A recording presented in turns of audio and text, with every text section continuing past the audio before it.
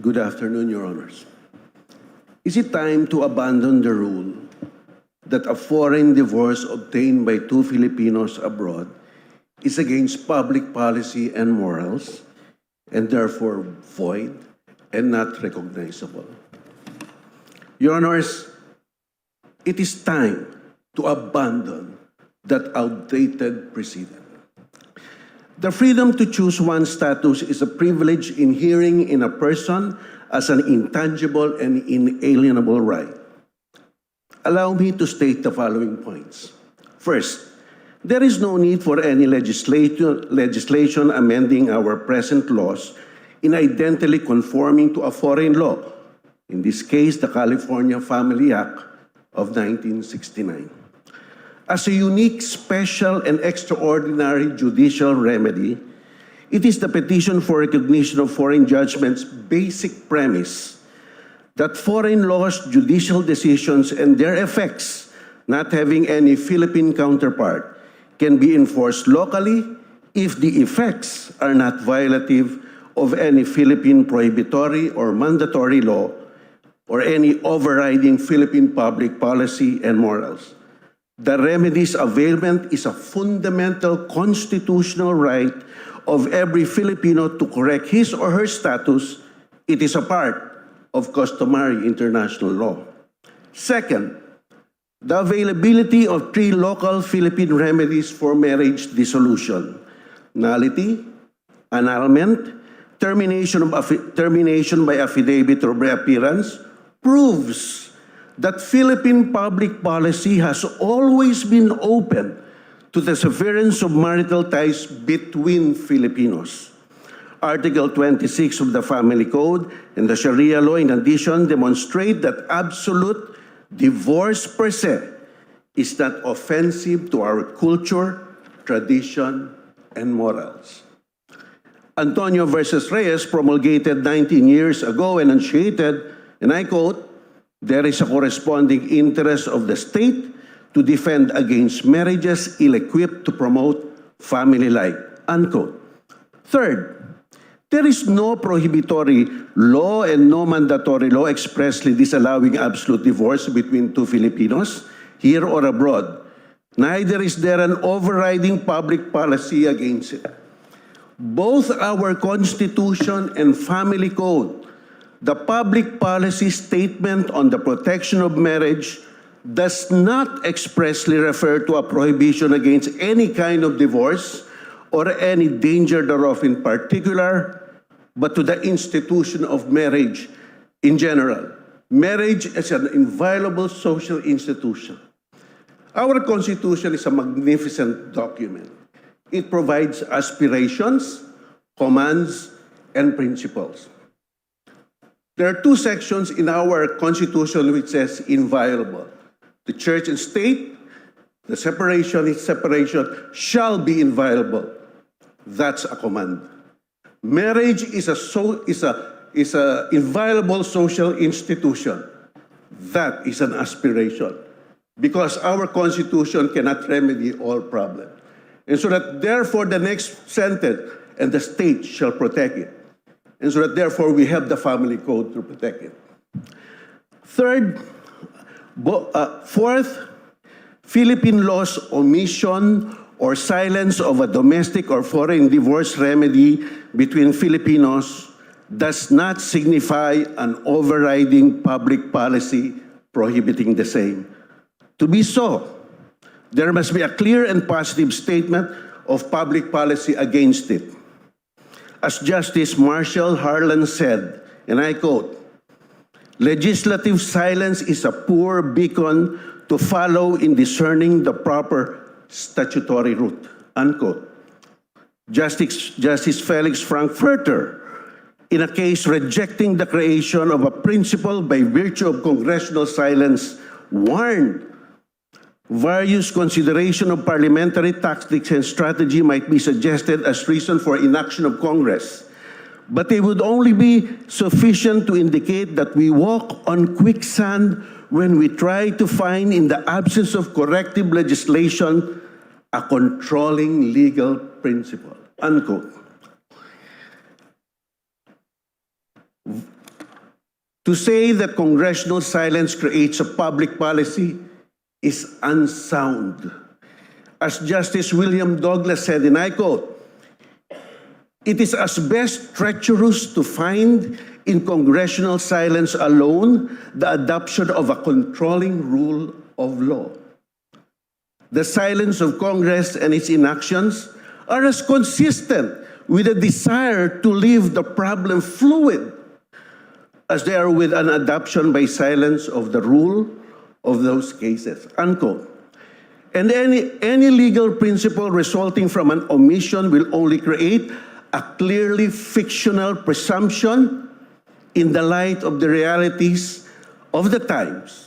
In that regard, it has been surveyed that today, 50% of Filipinos regard divorce as an issue of irreconcilability and not of morality and public policy. Fifth, in this regard, the case of Gabriel versus Monte de Piedad will teach us. It says, and I quote, "In the absence of express legislation or constitutional prohibition, in order to declare a contract void as against public policy, must find that the contract as to the consideration or things to be done has a tendency to injure the public, is against the public good, or contravene some established interests of society, or is inconsistent with sound public policy and good morals, or tends to undermine the security of individual rights, whether of personal liability or private property," unquote. This guide can also be used for the determination or not of whether or not the effects of a foreign absolute divorce decision granted to two Filipinos is against public policy. Relevantly, Republic versus Cuevas Nang ruled that a foreign divorce by agreement, undeniably omitted or not provided in Philippine law, can be judicially recognized. It is, as the Supreme Court, this Supreme Court said, not offensive to public policy. To be against public policy, the effects must be so pernicious, detestable, fundamentally unjust, sufficiently outrageous, patently in violation of our core principles, or be so grave that recognition would be intolerable to our legal order. It must violate a deep-rooted tradition of the common will. The two Filipino party element in a foreign divorce will not lead to those situations. Senator Salonga, in his private international law treatise, said, and I quote, "Repeated use of public policy may be no more than an intolerable affectation of superior value," unquote. And he continued, "The statement that foreign law will not be applied when a strong or important public policy of the state will be infringed thereby does not, of course, furnish a precise solution. For as had been aptly stated, public policy is relative. It varies with changing legal ideas. Relatively ratione temporis. What might be against public policy yesterday may no longer be so now, and vice versa. A fixation on these outmoded public policy and moral arguments may preclude this court or any court to exercise its distinct power to re-examine the fairness of this concept in the light of prevailing circumstances.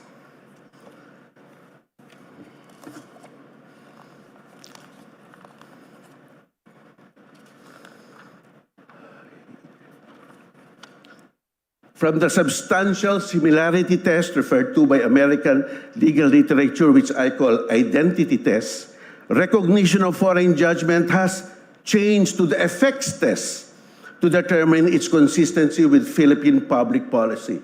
In the 1939 Sicat versus Canson case, actually, it's very early in our history, a foreign divorce was ruled as against public policy simply because the ground of desertion has no equivalent ground for marriage termination in Philippine policy. Solonga said that there is and I quote, there is a constant temptation on the part of Philippine courts to apply the domestic local law to all conflict rules. One of the reasons was, and I quote, he's saying this, just a simple case of bias in favor of Philippine law.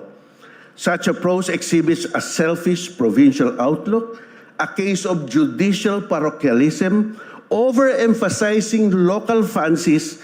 It is an easy way out approach used by the courts, or some courts, not this court, to shift responsibility to the legislature. In repetition, for recognition of divorce, Takahashi and Marona, the Supreme Court said, it should not turn a blind eye to the realities of the present time. It is hypocritical to safeguard the quantity of existing marriage and at the same time brush aside the truth that some of them are of rotten quality. In the United States, the identity test or substantial similarity test is now defunct. Fortunately, in subsequent cases, the Philippine Supreme Court likewise examined not the law or decision per se, but its effects in the Philippines.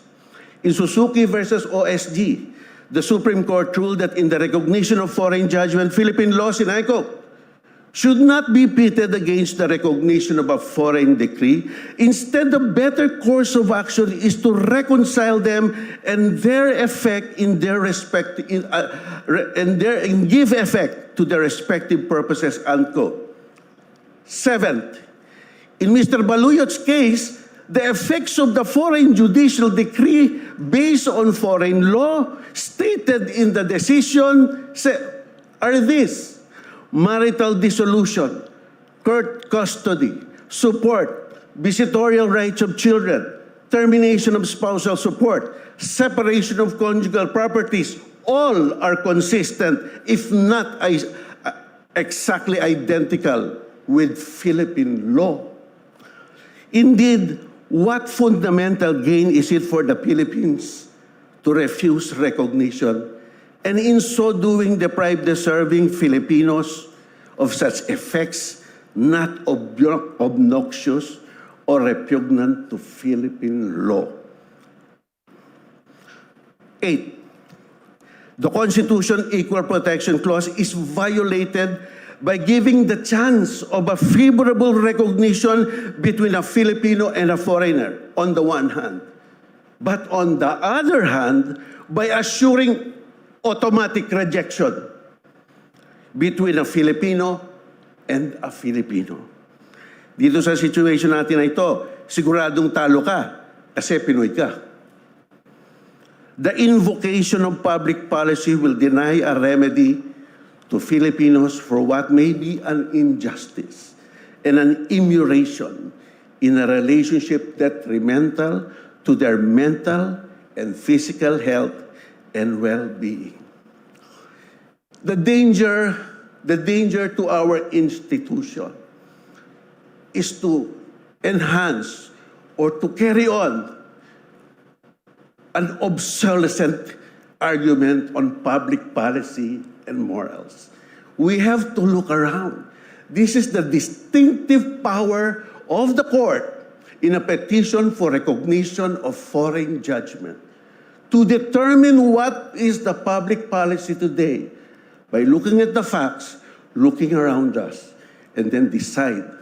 And I submit, Your Honor, that it is time to abandon this outdated public policy and moral doctrine. Thank you.